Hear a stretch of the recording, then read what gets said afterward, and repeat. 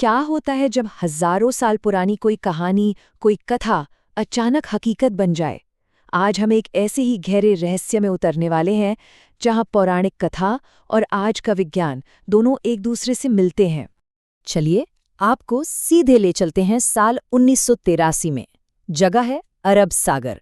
गुजरात के तट के पास समंदर की लहरों के नीचे कुछ ऐसा होने वाला था जो हमारे इतिहास की समझ को हमेशा हमेशा के लिए बदलने की ताकत रखता था।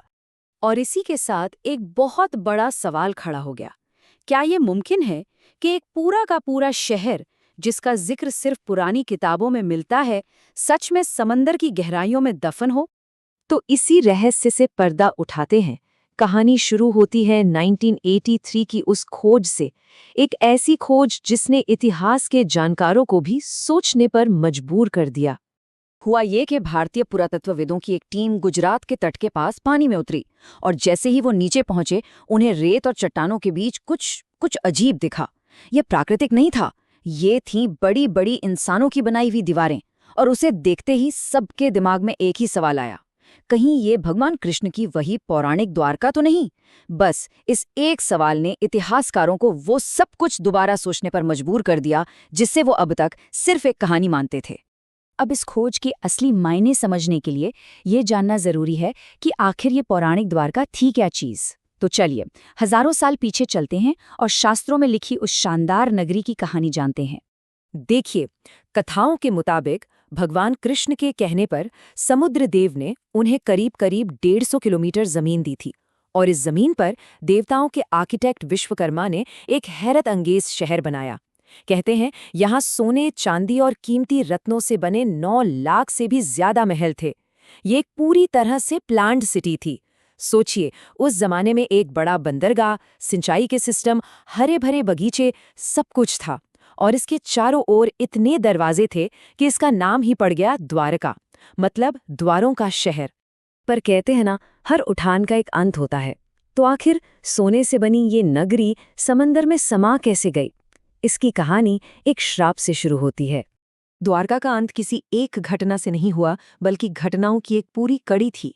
सबसे पहले तो महाभारत युद्ध के बाद दुखी गांधारी ने कृष्ण को श्राप दिया कि उनका पूरा यदुवंश आपस में लड़कर ही खत्म हो जाएगा। फिर कृष्ण के बेटे सांब ने कुछ ऋषियों का मजाक उड़ाया और उन्होंने श्राप दिया कि उसी की वजह से एक ऐसा लोहे का मूसल पैदा होगा जो पूरे वंश का नाश करेगा। समय के साथ यदुवंश में अहंकार और अधर्म बढ़ गया, और फिर एक दिन एक उत्सव में नशे की हालत में हुई लड़ाई में उन्होंने एक दूसरे को ही मार डाला। और जैसे ही कृष्ण ने इस दुनिया से विदा ली, पूरी की पूरी द्वारका नगरी समंदर में डूब गई। तो चलिए अब वापस आते हैं हमारे समय में। इस पौराणिक कथा को हकीकत में खोजने का मुश्किल काम उठाया एक पुरातत्वविद ने। उनका नाम था डॉक्टर SR राव, और उनका ये सफ़र बिल्कुल भी आसान नहीं था। देखिए, ये खोज कोई एक दिन का काम नहीं थी, ये दशकों के जुनून का नतीजा थी। इसकी भनक तो 1930 के दशक में ही लगने लगी थी, जब पायलटों और मछुआरों ने पानी के नीचे अजीबोगरीब ढांचे देखने की बात कही। फिर 1963 में ASI ने बेट द्वारका के पास कुछ शुरुआती खुदाई भी की, पर जो असली मिशन था वो शुरू हुआ 1979 में, जब डॉक्टर SR राव ने इस काम में अपनी पूरी जान लगा दी। 1983 से 1992 के बीच उनकी टीम ने 1-2 नहीं, पूरे 12 अभियान चलाए, और मुश्किलें हर कदम पर थीं। लोग यकीन नहीं करते थे, पैसे की भारी कमी थी। आपको जानकर हैरानी होगी कि उनका पहला अभियान सिर्फ 800 रुपए के बजट से शुरू हुआ था। सिर्फ 800 रुपए। तो सवाल उठता है कि ऐसी कौन सी चीज थी जो उन्हें आगे बढ़ा रही थी? वो था उनका नजरिया। जैसा कि डॉक्टर राव ने खुद कहा था, मैं इन ग्रंथों को धार्मिक किताबें नहीं मानता, मैं इन्हें ऐतिहासिक दस्तावेज मानता हूं। और यही एक सोच उनके पूरे काम की बुनियाद थी। डॉक्टर राव के काम ने तो दरवाजा खोल दिया था। अब बारी थी 21वीं सदी की, जहां मॉडर्न टेक्नोलॉजी ने इस खोज को एक बिल्कुल ही नई दिशा दे दी। और यहीं से कहानी में सबसे दिलचस्प मोड़ आता है। चलिए जरा मिथक और सबूतों को आमने सामने रखते हैं। कथाओं में क्या कहा गया? एक भव्य किलेबंद शहर। और विज्ञान को क्या मिला? 560 मीटर लंबी पत्थर की दीवार और 30 से ज्यादा बड़े बड़े खंभे। कथाओं में कहा गया कि यह समुद्री व्यापार का बड़ा केंद्र था। और खोज में क्या मिला?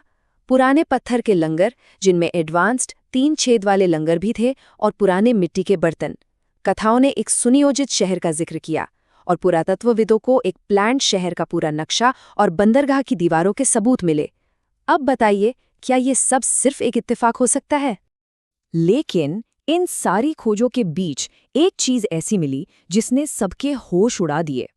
जब एक कलाकृति की कार्बन डेटिंग की गई तो पता चला कि वो 9000 साल पुरानी है। अब जरा इस नंबर के बारे में सोचिए। इसका मतलब क्या है?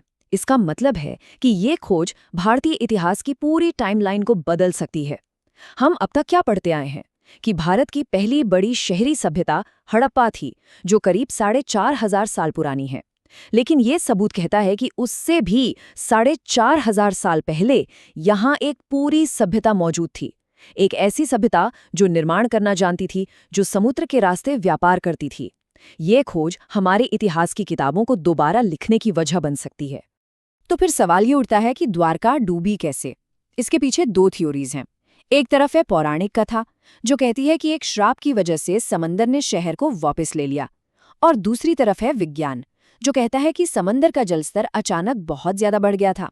जियोलॉजिकल डेटा बताता है कि करीब 5000 ईसा पूर्व शायद किसी सुनामी जैसी बड़ी घटना की वजह से समंदर का लेवल तेजी से बढ़ा और धीरे धीरे ये शहर पानी में समा गया। तो आखिरकार हम कहाँ पहुँचते हैं?